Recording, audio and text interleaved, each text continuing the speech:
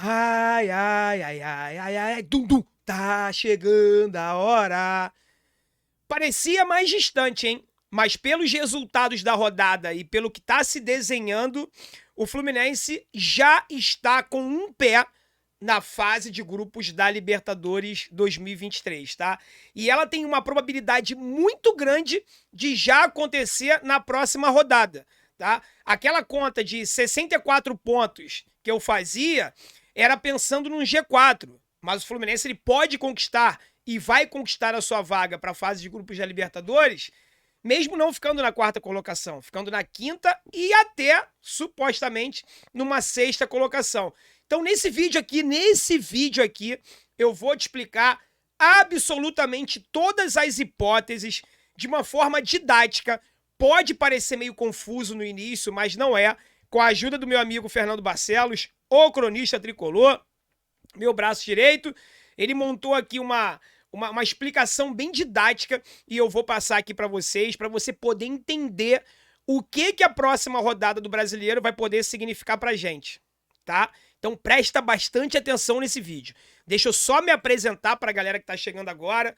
Muito prazer, meu nome é André Luiz. Chega mais, vai. Seja bem-vindo aí no nosso canal. Faço uma questão imensa de ter você aqui com a gente todos os dias, assistindo os nossos vídeos. Se gostar, deixar o like. Se não gostar também não tem problema, deixa o comentário, deixa uma crítica construtiva. É sempre muito importante para o nosso crescimento. Vocês não fazem ideia de como eu cresci nesses 2 anos, ouvindo, lendo as sugestões, as críticas de vocês, os elogios também, que fazem parte, né? Dão um carinho bacana no nosso coração. Então não deixa de participar dos nossos vídeos não, deixando os comentários, escrevendo, participando, se inscrevendo, ativando todas as notificações, porque é muito importante para o nosso crescimento, tá? Siga aqui o nosso Instagram e vou dar aquela dica bacana. Ó, os caras estão demais, hein? A Bet7k tá braba demais. Dei a dica para vocês lá no Instagram ontem, né? Eu falei, ó, faz uma fezinha aí, vitória do Fluminense, empate anula. Que apesar da odd ser um pouquinho menor, é mais garantido. Afinal de contas, antes do jogo, a gente não tava com aquela confiança tão grande, né? A Bet7k tava pagando a melhor odd do mercado das casas de aposta. E quem acreditou, fez uma fezinha no Fluminense, tirou um din-din na noite de ontem, hein? Clicando aqui no primeiro link da descrição, você faz o seu cadastro e recebe um bônus em dobro. Você pode ganhar até R$ 1.200 de bônus em dobro fazendo seu cadastro na Bet7k pelo nosso link. Então não perde tempo e faça agora, tá legal? Vamos lá, pessoal. Que vitória maiúscula, que vitória gigante do Fluminense, tá? A minha análise do jogo e tudo mais tá na nossa live pós-jogo. Se você não assistiu, recomendo você assistir, que lá eu fiz a minha análise, os comentários, tudo direitinho. Fazer aqui só uma observação importante, tá? Da mudança do Fluminense nos últimos 3 jogos. Tirando aí o segundo tempo do jogo contra o Botafogo, se você pegar o jogo contra o Avaí, André, o Avaí não é referência. Ok, o Avaí realmente é bem fraco, mas o Fluminense fez uma boa partida. Primeiro tempo contra o Botafogo foi muito bom. E depois a entrada do Matheus Martins mudou a equipe do Fluminense, né? Contra o Botafogo. Conseguimos arrancar um empate depois de estar perdendo aí por 2-0. E a vitória maiúscula, soberana, diante do Corinthians na Neoquímica Arena. É muito difícil você fazer um gol do Corinthians lá em São Paulo. Fazer 2, ser soberano sem tomar susto, é mais difícil ainda, tá? Eu coloco aí 3 fatores para essa subida de produção do Fluminense. A primeira é o Fernando Diniz, e aí todo o mérito dele, vem aqui parabenizá-lo, tá? O Fernando Diniz, por ele ter mudado um pouco, deixado de lado algumas coisas na qual ele se prendia muito. Primeiro, a mudança do esquema tático, né? Ele saiu de um 4-3-3, povoou o meio-campo com um 4-4-2, com a entrada do Iago Felipe, dando uma melhor consistência defensiva, preenchendo melhor o nosso meio de campo e evitando assim os contra-ataques, evitando deixar a zaga exposta do jeito que ela estava. O segundo fator, eu já falei um pouco dele aqui no primeiro, que foi a entrada do Iago Felipe, né? Torcida tricolor estava certa quando pedia a entrada do Iago já há bastante tempo. É um jogador que faz toda a diferença e está sendo provado isso agora. Não pode mais sair da equipe titular, tá? O Iago, aquele jogador de 5 pulmões que corre, se dedica, se entrega à equipe, tem qualidade defensiva, tem qualidade ofensiva, finaliza bem de fora da área e aquele lindo cruzamento do Calegari, já parabenizei o Calegari na live pós-jogo de ontem, parabenizo ele aqui novamente, foi uma jogada construída pelo próprio Iago Felipe, tá? Então eu acho que isso aí realmente também ajudou a mudar a cara do time do Fluminense. E a forma que o Diniz passou a usar o Matheus Martins, que ele está sendo usado hoje no time do Fluminense, entrando ao longo do jogo, como ele jogava na base, como um autêntico ponto esquerdo, como uma autêntica flecha, aquele cara que serve para desafogar, pegar a bola, partir para cima, no X1, no drible. Ele é muito habilidoso, ele sempre fez isso na base. Matheus Martins, da forma que ele era usado antes, lá aberto na ponta direita, não rendia, não era a característica dele, tá? Então essas três mudanças, esses três fatores, eu considero que tenham mudado a cara do time do Fluminense, e a vitória diante do Corinthians deixou todo o torcedor tricolor orgulhoso, porque o Fluminense ele reviveu na noite de ontem os seus melhores dias nesse Campeonato Brasileiro, tá? Que continue assim nos próximos 4 jogos. Porque o Fluminense, ele tá com um pé na fase de grupos da Libertadores. E com uma vitória diante do Ceará no Castelão de portões fechados, a gente tem uma grande probabilidade de conquistar essa vaga. E eu agora vou te explicar como e por quê, tá legal? Vamos lá. O Fluminense vencendo o Ceará, eu vou ler aqui a explicação passo a passo, presta atenção. Se você não entender, volta, porque tá bastante explicativo, tá?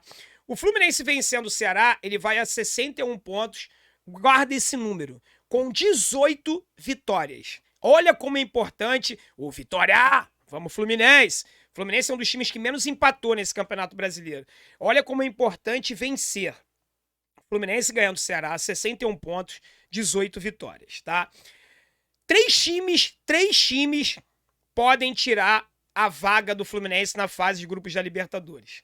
Atlético Paranaense, matematicamente falando, tá?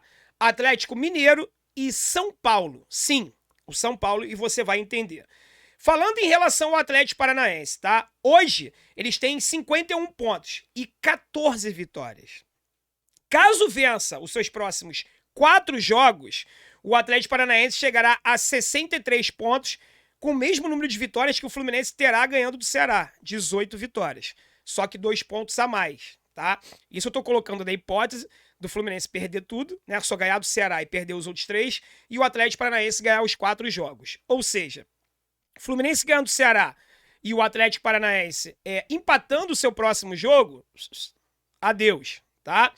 Vamos falar agora em relação ao Atlético Mineiro. Atlético Mineiro tem hoje 48 pontos e apenas 12 vitórias. Ok? Só que o Atlético Mineiro ainda tem 5 jogos. Ele vai jogar hoje, na quinta-feira, tá? Se ele vencer os 5 jogos que restam a ele, ele chegará a 63 pontos com 17 vitórias. Olha a quantidade de vitórias que o Fluminense tem a mais do que o Galo, hein? Um dos melhores elencos do Brasil, tá? Então o Atlético Mineiro só poderá chegar ganhando tudo a 63 pontos. Em relação ao São Paulo é o que está mais atrás. Ele tem 47 pontos e apenas 11 vitórias. Caso vença seus próximos 5 jogos, São Paulo também tem 5 jogos a fazer, chegará a 62 pontos com 16 vitórias. O problema é que São Paulo e Atlético Mineiro se enfrentam, tá? E aí, o cronista botou aqui, o Fernando botou uma situação hipotética, que provavelmente não vai acontecer. O Clube da Lagoa, ficando na posição atual, ou até mesmo em 4º lugar, a briga entre Atlético Paranaense e o Fluminense é indiferente, pois caso o CAP vença a Libertadores, mesmo ficando à nossa frente, ele vai ceder uma vaga para nós, tá? Porque o Atlético Paranaense, ele ganhando a Libertadores, independente se ele estiver na nossa frente, aquele lugar na tabela ali é invisível, ele não vai estar ocupando aquela colocação ali. Automaticamente, quem estiver atrás dele ocupa essa vaga, ou seja, mesmo que o Atlético Paranaense passe a gente, eles ganhando a Libertadores, não vai fazer diferença nenhuma, tá? Se eles ficarem atrás de nós, classificando mesmo em 5º lugar pela vaga aberta, para resumir, para ficar mais explicativo, o Atlético Paranaense ganhando a Libertadores, eles ficando à nossa frente, caso eles passem a gente na pontuação, não vai fazer diferença, porque automaticamente eles vão liberar mais uma vaga, certo? E o Flamengo ganhando a Libertadores, automaticamente vai abrir mais uma vaga no Brasileirão. Ao invés do 5º lugar ir para a fase de grupos, o 6º lugar também vai para a fase de grupos. Então o Fluminense hoje ocupa a 4ª colocação. Digamos que o Corinthians, que tem um jogo a menos, vença o Goiás e ultrapasse a gente cai para quinto. Vamos dizer que, hipoteticamente, o Atlético Paranaense possa passar a gente na tabela. A gente cairia para sexto. Não faz a diferença, porque o Flamengo ganhando a Libertadores, ficando naquela posição que ele tá, e é o que vai ficar, o Flamengo não vai perder tudo. O Fluminense ainda assim se classificaria com a sexta colocação. Isso aqui, galera, é uma condição hipotética do Fluminense perder tudo, tá? Ganha do Ceará e perde pro São Paulo, Goiás e Bragantino. A gente tá analisando aqui as piores hipóteses, tá? A briga entre Atlético Mineiro e Fluminense, ela acaba caso o Atlético Mineiro empate o jogo de hoje contra o Juventude ou na próxima terça contra o São Paulo. Se o Atlético Mineiro empatar, perder nem se fala, o jogo de hoje ou contra o São Paulo, o Atlético Mineiro já não passa mais o Fluminense. Não tem condições nenhuma de passar, tá? Pois aí, mesmo vencendo todos os jogos, chegaria somente a 61 pontos, que é a mesma pontuação que a gente vai ter ganhando o Ceará, só que com 16 vitórias. Então basta o Atlético Mineiro tropeçar um jogo hoje ou contra o São Paulo, tá fora, não passa a gente. A briga com o São Paulo acaba se eles empatarem hoje com o Atlético Goianiense, pois aí chegaria no máximo a 60 pontos. Caso vença hoje e empate com o Atlético Mineiro na próxima terça-feira, também não ultrapassaria mais a gente, ok? Agora, se o Clube da Lagoa perder todos os seus demais jogos, que não vai acontecer, infelizmente, pode haver alguma disputa de vagas pelo critério de saldo de gols. Hoje eles estão com 61 pontos e 18 vitórias, e com 24 de saldo, e nós com 15. Mas essa hipótese é absurda, colocou aqui o Fernando. Não vai acontecer, né? Resumindo, Flu ganhando o jogo do Ceará, mais o Atlético Mineiro e o São Paulo empatando de hoje, na segunda-feira a vaga é direta nossa, tá? Então torçam para o empate hoje entre os jogos do Atlético Mineiro e do São Paulo, porque isso acontecendo, eles empatando e o Fluminense ganhando do Ceará, a vaga já é do Fluminense, direta, tá? Caso o Atlético Mineiro e São Paulo vençam hoje e não haja um vencedor no confronto direto entre eles, ou seja, se eles empatarem na próxima terça, a vaga também é nossa. Então, Atlético Mineiro e São Paulo jogaram hoje, cada um venceu o seu respectivo jogo. A gente vence o Ceará na segunda. A gente vai esperar o jogo entre eles dois na terça-feira, porque se der empate, a vaga é nossa. Tipo o Palmeiras ontem. O Palmeiras poderia ter sido campeão sem jogar. A gente pode conquistar a nossa vaga na fase de grupos da Libertadores também sem jogar. Basta vencer o Ceará e Atlético Mineiro e São Paulo empatarem, tá? Caso haja um vencedor no jogo entre Atlético Mineiro e São Paulo na terça-feira, aí esta é a única hipótese que a disputa ainda ficará em aberto para a próxima rodada, tá? Ou seja, São Paulo e Atlético Mineiro venceram hoje, ok? Fluminense vence o Ceará. E aí no confronto direto entre Atlético Mineiro e São Paulo haja um vencedor, ainda não estaremos matematicamente na fase de grupos da Libertadores, e aí a gente teria que definir isso no jogo contra o São Paulo no Maracanã. Resumindo, é isso. Deu para entender? Pode parecer confuso, mas não é, tá? Eu acho que deu para entender, ficou bem didático, bem explicativo, mas se você tiver alguma dúvida, deixa aqui nos comentários, tá?